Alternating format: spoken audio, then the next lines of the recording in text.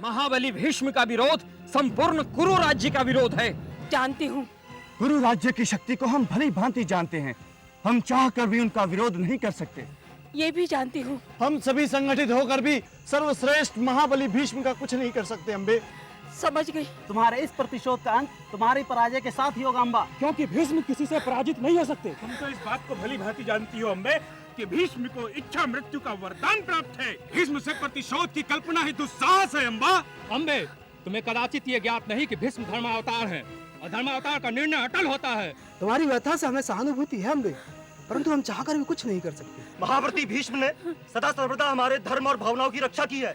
हम उनके प्रतिरोध की कल्पना तक नहीं कर सकते अम्बा। समझ गई, मैं सब समझ गई। क्षमा करें, आप सब मुझे क्षमा करें। आप सब लोग मुझे क्षमा करें। मैं भली भांति समझ गई हूँ कि मेरी साधना असफल हो चुकी है। मैं अपनी वांछित प्राप्ति के अयोग्य हूँ। मेरी इच्छा कदापि पूर्ण नहीं हो सकती। मेरी इच्छा कदापि पूर्ण नहीं हो सकती। मेरी इच्छा कदापि पूर्ण नहीं हो सकती।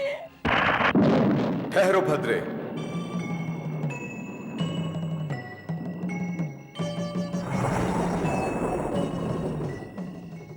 नहीं भद्रे, तुम अपने वांछित की पूर्ति के लिए सुपात्र हो। तुम्हारी साधना कदापि निष्फल नहीं होगी।